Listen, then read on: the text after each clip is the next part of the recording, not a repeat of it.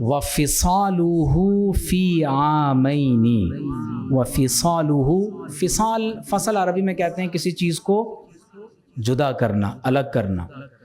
تو آپ نے دیکھا ہوگا کہ دو ابواب میں یا آپ کسی موضوع کو الگ کرتے ہیں تو کہتے ہیں فصل اول، جی، تو آپ موضوع کو ایک دوسرے سے جدا کر رہے ہوتے ہیں. تو فصالہ، فصالہ، فصالہ کہتے ہیں کسی کو جدا کرنا. تو یہاں مراد کیا ہے؟ ماں کا اپنے بچے کو دودھ چھڑا دینا. وفصالہ فی عامین، عامن عربی میں کہتے ہیں سنتن، سال. تو عامن ایک سال، عامینی تو دودھ پلانے کی مدت کتنی ہے؟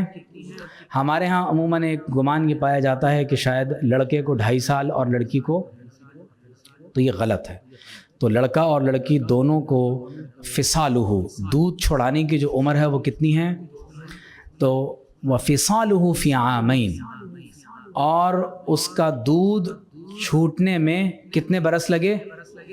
تو ایک تو ماں اپنے بچے کو کمزوری پر کمزوری برداشت کرتے ہوئے اٹھائے ہوئے ہے، اور پھر 2 سال تک اسے دودھ پلاتی رہی. والوالدات یرضعن اولادہن حولین کاملین. قرآن نے کہا کہ ماؤں کی ذمہ داری ہے کہ اپنی اولاد کو مکمل 2 سال دودھ پلائیں. لیکن اب تو سلسلہ یہ ہے کہ ماؤں کا بچوں کو دودھ پلانے کا رجحان بھی کم ہوتا جا رہا ہے، اور یہی وجہ ہے کہ اولاد کی وہ جو افیکشن، لو اور محبت کا تعلق ماں کے ساتھ ہوتا ہے وہ بھی آپ دیکھ رہے ہیں کہ بتدریج کمزور پڑتا جا رہا ہے. اب بڑی اہم بات آ رہی ہے. تو فرمایا انشکر لی ولوالدیک. اللہ فرماتا ہے ہم نے انسان کو حکم دیا، پہلا حکم کیا ہے؟ والدین کے ساتھ احسان کرو، اور غور کرو کہ تمہاری ماں نے تمہیں پیٹ میں اٹھائے رکھا، کمزوری پر کمزوری کو برداشت کیا، 2 سال تک تمہیں دودھ پلاتی رہی. تو اللہ کیا فرماتا ہے؟ انشکر لی، میرا شکر ادا کرو کہ تمہاری ماں کے شکم میں جب تم موجود تھے تو دنیا میں آنے سے پہلے بھی تمہاری غذا کا اہتمام کیا، دنیا میں آنے کے بعد بھی تمہاری غذا کا اہتمام کیا، اور جب تم کمزوری کی حالت میں تھے تو والدین کے دل میں محبت ڈال دی کہ وہ تمہارا احترام کریں، تمہاری ضروریات کو پورا کریں. تو اس لیے کیا کرو؟ اللہ کا. آپ یقین جانیں کہ 2 ماں باپ مل کر کئی بچوں کو پال لیتے ہیں، ایسا ہی ہوتا ہے. اور چھوٹا بچہ جو ہے ماں رات دن اس کے پیمپرز چینج کر رہی ہے، اسے غسل دلا رہی ہے، کپڑے بدل رہی ہے. لیکن اگر اس کیفیت میں ماں باپ یا اللہ نہ کرے ان میں سے کوئی ایک آ جائے تو اولاد کے لیے، چاہے وہ بہت سارے ہی کیوں نہ ہوں، ماں باپ کے لیے یہ خدمت سر انجام دینا.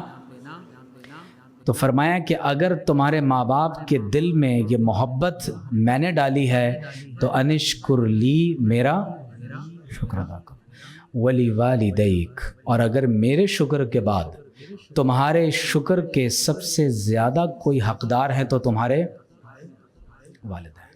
تو فرمایا کہ میرا شکر ادا کرو اور اپنے ماں باپ کا شکر ادا کرو. حضرت امام سفیان بن عیینہ فرماتے ہیں کہ جس شخص نے 5 وقت کی نمازوں کو ادا کیا فقد شکر اللہ تعالی، اس نے گویا کہ اللہ کا شکر ادا کر لیا.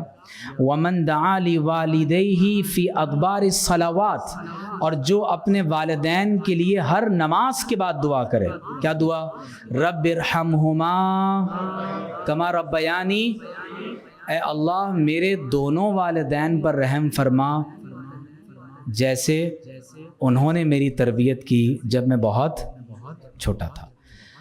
تو کہتے ہیں کہ فقد شکرہما، تو جو والدین کے لیے ہر نماز کے بعد دعا کرے گا گویا کہ اس نے والدین کا شکریہ ادا کر لیا. اب یہاں پر ضمناً ایک بات ہے کہ حضرت بایزید بستامی رحمۃ اللہ علیہ اپنی والدہ کے پاس گئے اور کہا کہ آپ نے مجھے استاذ کے پاس قرآن پڑھنے کے لیے بٹھایا تھا، تو آج یہ آیت پڑھ لی ہے کہ اللہ نے فرمایا کہ میرا شکر ادا کرو اور اپنے والدین کا۔ اب میں اللہ تعالیٰ کی عبادت میں اس کا شکر ادا کرنے میں مصروف ہو جاؤں تو کیا آپ مجھے حصول علم کے لیے روانہ کرنے کے لیے تیار ہیں؟ اپنا حق معاف کرتی ہیں؟ تو والدہ نے آپ کو اس بات کی اجازت دی کہ آپ سفر کریں، اور پھر آپ نے کئی برس تک علم حاصل کیا، اور جب آپ سے پوچھا گیا کہ آپ کو یہ بلند ترین مقام و مرتبہ کس باعث عطا ہوا، تو فرمایا اپنی والدہ کی خدمت کی وجہ سے۔ اور پوچھا سب سے زیادہ مشکل ترین عمل اور ریاضت اور مجاہدہ کس کو پایا، تو فرمایا اپنے علم پر عمل کرنے کو، سب سے مشکل کام۔ اور جو بھی مقام و مرتبہ ملا وہ کس کی وجہ سے؟ والدہ کی خدمت کی وجہ سے۔ تو انشکر لی ولی والدیک، تو میرا شکر ادا کرو اور اپنے الی المصیر، میری ہی طرف بالآخر تمہیں لوٹ کر آنا ہے۔ وَإِن، اور اگر جاہداک، اگر وہ دونوں کوشش کریں، جاہدہ یجاہدو، دیکھیں ایک ہے جہد محض کوشش کرنا، اور ایک ہے جاہدہ۔ تو جب یہ عربی گرامر کے حساب سے بھی آپ آگے پڑھیں گے کہ جب یہ مفاعلہ ہوتا ہے تو اس میں فعل کا صدور دونوں جانب سے ہو رہا ہے۔ دیکھیں ایک ہے قتلہ، کسی نے کسی کو قتل کر دیا، لیکن آپ کہیں گے قاتلہ، تو اس کا مطلب ہے یہ بھی لڑ رہا تھا اور دونوں کا آپس میں ٹکراؤ ہو رہا تھا۔ تو وَإِن جَاهَدَاكَ، اگر وہ دونوں کوشش کریں، دباؤ ڈالیں، کیا کوشش کریں؟ عَلَىٰ أَن تُشْرِكَ بِي، کہ تو میرے ساتھ کسی کو شریک ٹھہرائے، نعوذ باللہ۔ والدین غیر مسلم ہیں اور اولاد، یہ ہو سکتا ہے ویسے کہ ایک غیر مسلم، کوئی ہندو مسلمان ہو جائے، کوئی کرسچن، کوئی جو مسلمان ہو جائے، اور والدین کیا ہوں؟ غیر مسلم۔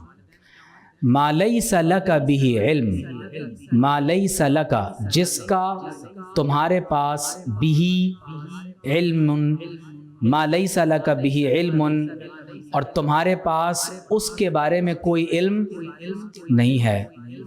ما لیس لک، تمہارے پاس نہیں ہے، بہ، اس کے بارے میں، علم، کوئی علم۔ تو کیا کرو؟ والدین کی بات مان لو۔ والدین شرک پر مجبور کر رہے ہیں، کیا والدین کی بات مان لینی چاہیے؟ فلا تطعہما، تو ان دونوں کی اطاعت مت کرنا۔ والدین مشرک ہیں، شرک کرنے پر نعوذ باللہ مجبور کر رہے ہیں، تو اللہ فرماتا ہے فلا تطعہما، ان دونوں کی اطاعت۔ یہاں ضمناً ایک مسئلہ سمجھ لیں، لوگ کہتے ہیں پہلے انسانیت یا پہلے مذہب؟ سوال سنا ہے آپ نے؟ پہلے انسانیت یا پہلے؟ تو کیا ہے پہلے؟ دیکھیں اسلام میں جو تصور انسانیت ہے وہ تصور توحید کے ساتھ جڑا ہوا ہے۔ یہ تمام تر مخلوقات، میں ان کی تعظیم، ان کا ادب کیوں کرتا ہوں؟ کیونکہ یہ اللہ کی مخلوق ہیں۔ میں والدین کا ادب اور احترام کیوں کرتا ہوں؟ کیونکہ قرآن میں اللہ تعالیٰ نے مجھے اس کا حکم دیا ہے۔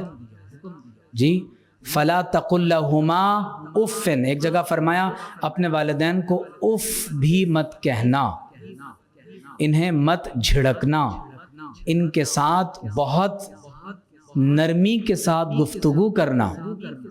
تو آپ غور کیجئے کہ وہ رب جس نے اتنے سخت احکامات والدین کے ساتھ ہمیں دیے ہیں، تو قرآن کہہ رہا ہے کہ اگر تمہارے والدین تمہیں شرک پر مجبور کریں تو فلا تطیعہما، تو ان دونوں کی اطاعت مت کرنا۔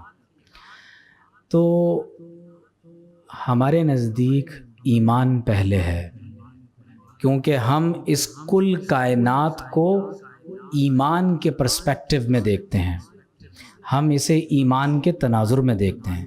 والدین کی عزت، ادب اور احترام اور مخلوقات میں اگر میں کسی کا بھی ادب و احترام کرتا ہوں یا کسی کے حقوق کی پاسداری کرتا ہوں تو میرے پیش نظر بنیادی بات کیا ہے؟ الخلق عیال اللہ، کہ یہ تمام مخلوقات اللہ کا کنبہ ہیں۔ اس لیے حدیث شریف میں کیا ہے؟ لا طاعۃ لمخلوق فی معصیۃ الخالق، مخلوق کی اطاعت خالق کی معصیت میں نہیں کی جائے گی۔ ہم جس کی بھی اطاعت کریں گے اللہ کی نافرمانی میں نہیں کریں گے۔ لیکن اس کے باوجود کہ والدین مشرک ہیں، شرک پر مجبور کر رہے ہیں، کیا ہمیں والدین کی توہین کی اجازت ہے؟ آپ ورسٹ کنڈیشن کو دیکھ رہے ہیں یہ کہ والدین مسلمان اور کیا کہہ رہے ہیں؟ شرک پر مجبور کر رہے ہیں۔ ورسٹ کنڈیشن ہو سکتی ہے۔ تو فرمایا وَصَاحِبْهُمَا، اگرچہ وہ تمہیں شرک پر مجبور کریں تم ان کی اطاعت مت کرنا، لیکن وَصَاحِبْهُمَا، اور ان دونوں کے ساتھ وقت گزارنا، ان کے ساتھ مصاحبت کو اختیار کیے رکھنا، فی الدنیا معروفہ، دنیا میں نیکی کے ساتھ، عرف کے ساتھ، نیکی کے ساتھ۔ معروف کسے کہتے ہیں؟ نیکی کو کہتے ہیں، جو شریعت میں معروف ہو، جانی پہچانی جاتی ہو۔ اور اپنے والدین کے ساتھ وقت گزارنا دنیا میں نیکی کے ساتھ۔ وَاتَّبِعْ، اور اتباع کرنا کس کی؟ سبیل من اناب الیہ، اس کے راستے کی جو میری طرف رجوع کر چکا ہے۔ قرآن میں کس کی اتباع کا حکم ہے؟ قل ان کنتم تحبون اللہ فاتبعونی یحببکم اللہ، حضور علیہ الصلوۃ والسلام کی اتباع کا حکم ہے۔ اور یہاں کیا فرمایا؟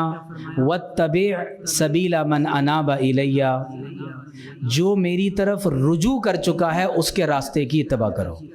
تو آپ دیکھیے سورہ فاتحہ میں ہم یہی دعا کر رہے ہیں، اہدنا الصراط المستقیم صراط الذین، تو ان انعام یافتگان بندوں میں کون کون لوگ ہیں؟ من النبیین والصدیقین والشہداء والصالحین، تو یہ اولیاء جو اللہ کی طرف رجوع کر چکے ہیں، تو ان کے راستے کی پیروی انسان کو اللہ کی طرف لے جاتی ہے۔ تو ایک ہے توبہ اور ایک ہے انابت۔ توبہ کا معنی بھی رجوع کرنا ہے، انابت کا معنی بھی، لیکن فرق کیا ہے؟ توبہ تو محض رجوع ہے، لیکن انابت کیا ہے؟ الرجوع من الکل الی من لہ الکل، کہ انسان کائنات کی ہر شے سے اپنا منہ موڑ کر اللہ کی طرف اپنا رخ کر لے، اسے انابت کہتے ہیں۔ تو فرمایا کہ جو میری طرف پلٹ چکا ہے تم اس کے راستے کی پیروی کر لو، تم اللہ تک پہنچ جاؤ گے۔ بات سمجھ رہے ہیں آپ؟ ثم الی مرجعکم، پھر میری ہی طرف تمہارا لوٹنا ہے، فَأُنَبِّئُكُمْ، تو میں تمہیں آگاہ کروں گا، بِمَا كُنْتُمْ تَعْمَلُونَ، جو کام تم کیا کرتے تھے۔ یا بنیہ، اے میرے پیارے بیٹے۔ اب یہاں پر ایک بڑا اہم واقعہ ہے۔ حضرت سعد بن ابی وقاص رضی اللہ تعالیٰ عنہ فاتح ایران ہیں۔ فارس فتح کس نے کیا؟ حضرت سعد بن ابی وقاص رضی اللہ تعالیٰ، عشرہ مبشرہ میں سے ہیں، اور اتنے جلیل القدر صحابی ہیں کہ حضور علیہ الصلوۃ والسلام نے آپ کو دنیا میں ہی جنتی ہونے کی بشارت عطا فرمائی۔ السابقون الاولون میں سے ہیں۔ جب یہ مسلمان ہوئے تو ان کی والدہ نے کیا کہا؟ بہت محبت کرتے تھے اپنی ماں سے بے انتہا، اور ماں کے بہت فرما بردار۔ تو ماں نے کہا لن آکل الطعام، میں کھانا ہرگز نہیں کھاؤں گا، ولن اشرب الماء، اور پانی ہرگز، حتی ترجع عن دینک، یہاں تک کہ تم محمد الرسول اللہ صلی اللہ علیہ وآلہ وسلم کے دین کو نعوذ باللہ چھوڑ دو۔ شرط رکھ دی۔ 3 دن تک والدہ نے بھوک ہڑتال کر دی، نہ کھانا کھاؤں گی، نہ پانی پیوں گی، نہ سایہ استعمال کروں گی، کسی درخت کا سایہ نہیں لوں گی، دھوپ میں بیٹھوں گی۔ اللہ اکبر۔ جب 3 دن گزر گئے تو حضرت سعد بن ابی وقاص رضی اللہ تعالیٰ عنہ اپنی والدہ کے پاس گئے اور کہا یا امی کھلی او لا تاکلی، اے میری ماں آپ کھانا کھائیں یا کھانا نہ کھائیں، اگر آپ جیسی 100 جانیں بھی ہوں اور ایک ایک کر کے ہر جان اسی طرح فنا ہو جائے، لن اکفر بہذا الدین الذی جاء بہ محمد صلی اللہ علیہ وآلہ وسلم، جو دین محمد الرسول اللہ صلی اللہ علیہ وآلہ وسلم لے کر تشریف فرما ہوئے، میں اب اس دین کا انکار نہیں کر سکتا۔ تو حدیث کا مصداق ہو گئے نا، لا یؤمن احدکم حتی اکون احب الیہ من والدہ وولدہ والناس اجمعین، تم میں سے کوئی اس وقت تک کامل ایمان والا نہیں ہوگا جب تک میں اس کے نزدیک اس کی جان، اس کا مال، اس کے ماں باپ سب سے بڑھ کر محبوب ترین نہ ہو جاؤں۔